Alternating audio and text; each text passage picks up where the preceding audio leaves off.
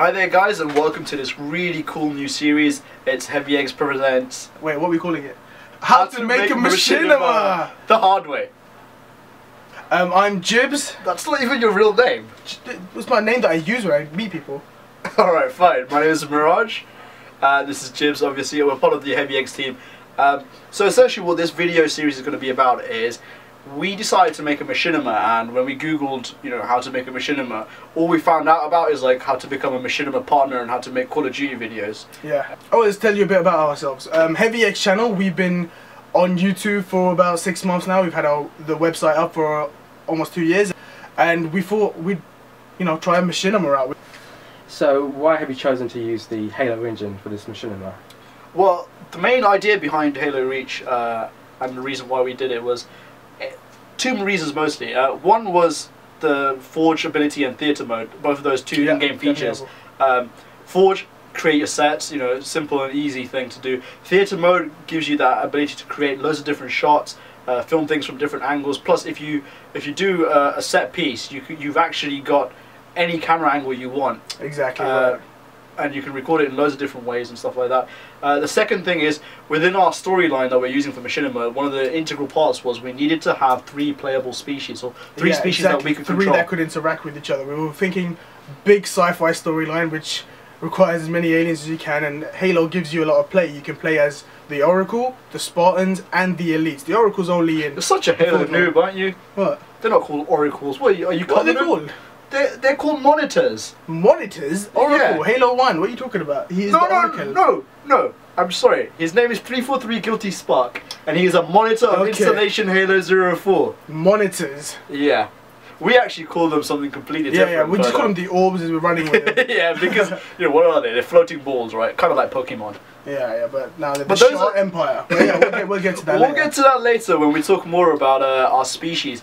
But those are essentially the 2 reasons why we picked the Halo Reach engine was theatre mode and Forge, obviously in-game features that are really good, and plus the 3 controllable different species, I guess, even though the monitors aren't really a species, they're just AIs. But yeah, and it's also important to pick a game you love, and we've been obsessed with Halo since the first one came out.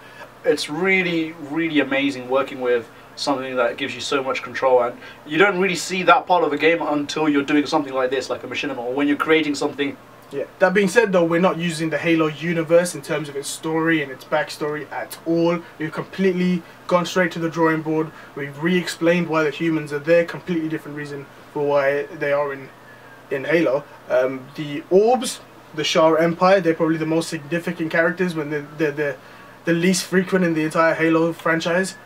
And yeah, the Elite's pretty much cannon fodder, except for right at the end. So it seems like you've thought about the story for this machinima for quite some time. How long have you been involved in the project? Well, it's an interesting question, because the actual storyline we came up with over a phone conversation. I mean, we mentioned we're going to do a machinima a long time ago in the pub. I literally called up Jibs one day and I was like, dude, what do you think of this as a story for a machinima? And he was like, it's brilliant. And then he added his own bits, and I thought, that's even more brilliant.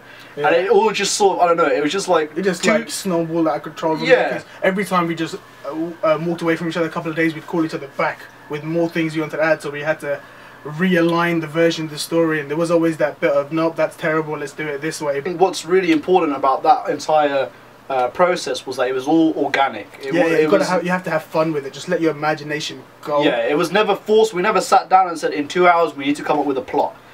We never did that. What happened was, it happened over literally about 2 weeks. We were calling each other, talking to each other, anytime that we... Oh crap, it sounds kind of like a relationship. But regardless, even though it may sound like a relationship, it's a good working relationship, definitely. Because, off screen we are friends as well. Well, at least I hope to think we are. I like to think we are. I'm only using you for your Xbox, man. Of course, man. That's it, man. Essentially, that was our process. Our process was, it's very organic, happened over 2 weeks.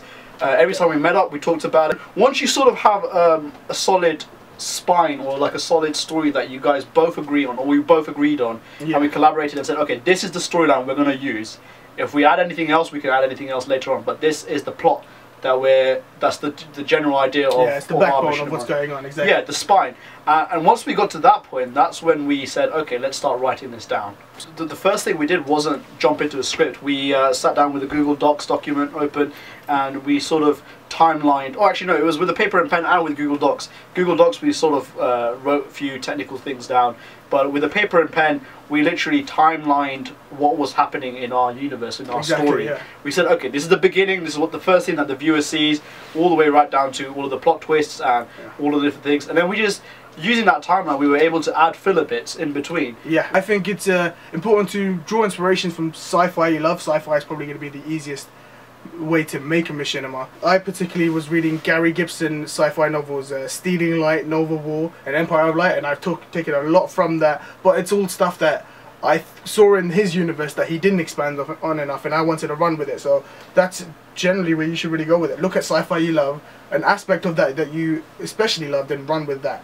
Take it in your universe. Definitely use as many references as you can. I mean, like a lot of creative people say, "Oh, yeah, you know, it has to come from your mind and whatever." But in actuality, we are essentially products of our environment, and the things that you take in should help you produce better things. You know, don't be afraid of.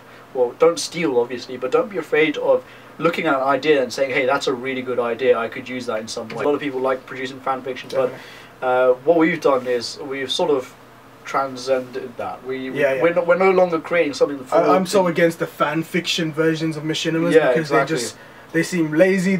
It's very easy to make a Halo story in the Halo engine, but I think it's just less because you know the cutscenes in the game plus the other animations they're making, you won't be able to keep up with them. So you'll just look like a shoddy version in comparison, you know, and you'll never measure up. I think the best way to do it is to make your own story, get yourself on the map for a different plot completely.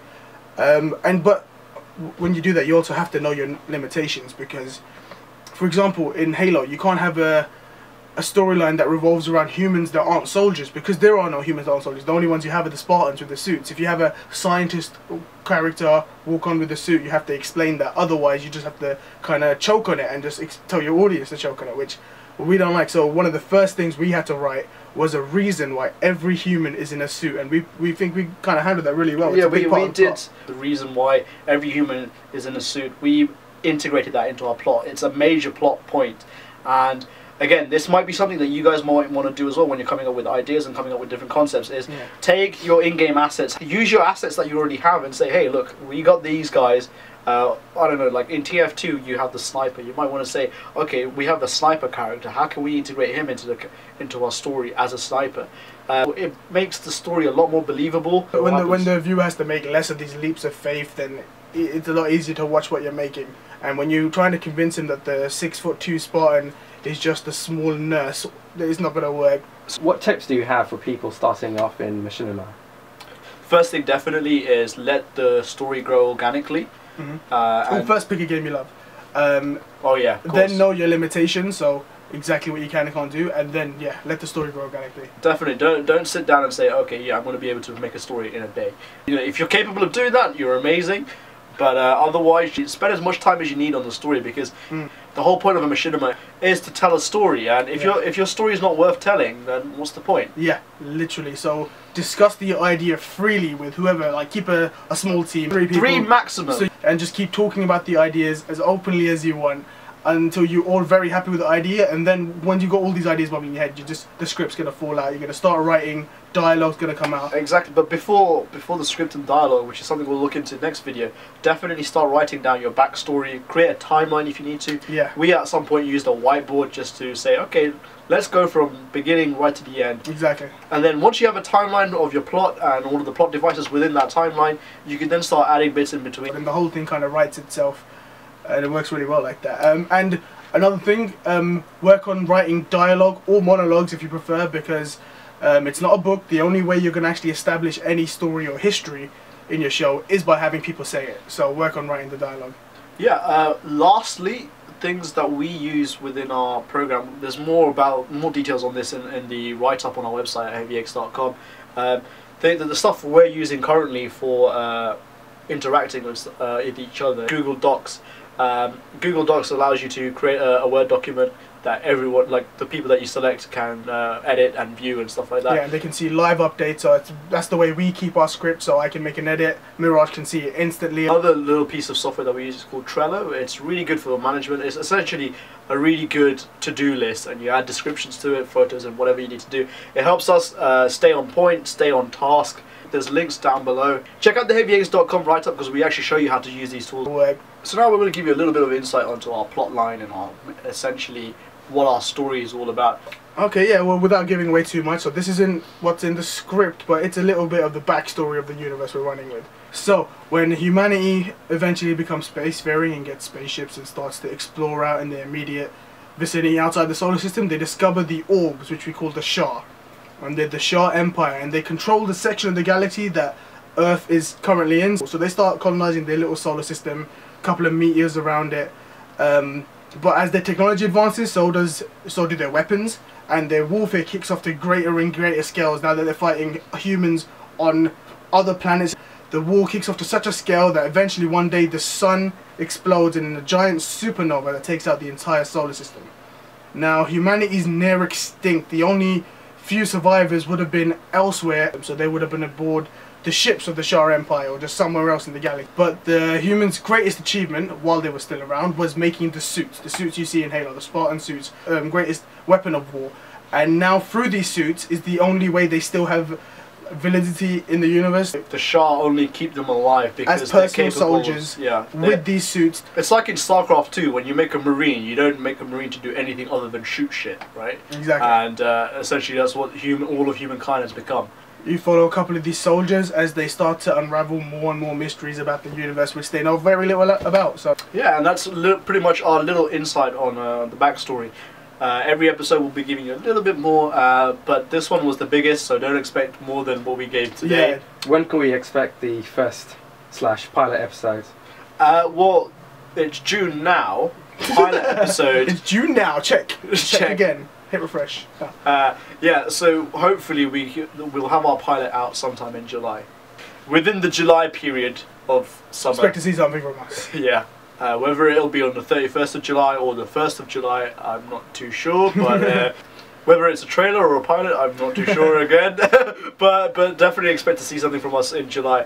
That pretty much wraps up episode 1 of How to Make a Machinima the Hard Way.